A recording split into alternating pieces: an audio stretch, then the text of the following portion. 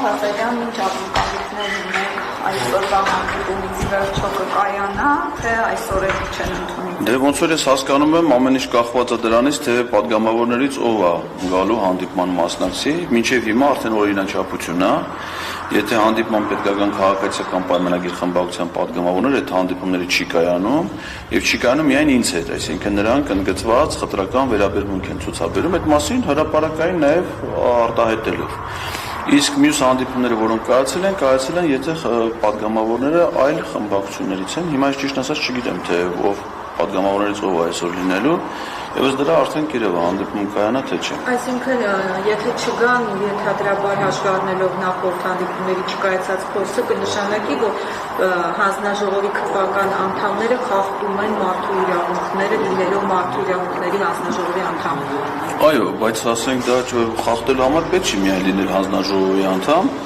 ցանկացած պատգամավոր, որ խտրական վերաբերմունք ցույցաբերում, այո, եւ իրավունքա խախտում եւ նաեւ այդ գործողությունը քրեորեն է պատժելի։ Ես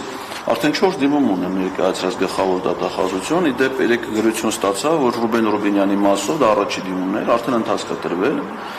այդ դիմումին, ուղարկվել է Երևան քաղաքի դատախազություն, ակնկալում եմ, որ վարույթ կնախաձեռնի եւ մյուս բոլոր գործերով, այսինքն մենք դեռ նաեւ ունենք 2 հանդիպում, մեկը ամսի 30-ին մայիսի կրթության, գիտության, մշակույթի, սպորտի հանձնաժողով եւ մի հատ հետաձգված հանդիպում տնտեսական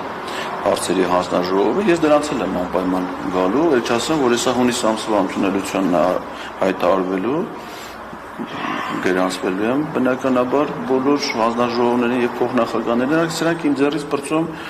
չունեն, իսկ ինչ վերաբերում է հանձնաժողովին, որ դուք ասում եք մարդու իրավունքների խախտում, այս հանձնաժողովը ինձ համար շատ հոգեհարազատ հանձնաժողով է, որովհետեւ ես տեղել եմ ՄԻՊ-ի տեխնացու եւ այդ միջադեպով ասեմ դες, որ դատարանը արդեն որոշում կայացրել է բոլոր այցաններով Ռուստամ Բաքոյանը պարտավորվածություն ունի իզնից ներողություն խնդրելու եւ նաեւ փոխհատուցման գումար վճարելու։ Ուզում եմ տեղեկացնել, որ նա չի կատարել դատարանի որոշումը եւ ես արդեն գրություն եմ ստացել դատական ակտերի հարկադիր կատարման ծառայությունից, որ նրան դեմ վարույթ են սկսել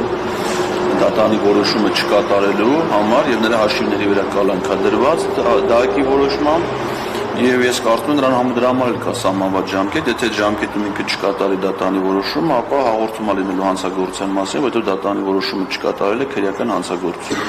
Ես չգիտեմ, այս քրեական օրենսգրքի բոլոր հոդվածներն չեն որոշել այս մարդիկ իրանց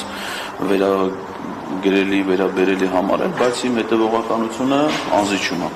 Իսկ բացի Ռուբենյանից մասով էի քաղաքում Հակոբ Արշակյան, Էմմա Պալյան եւ մի հոգի Արսեն Թորոսյանի չէ, մի հոգի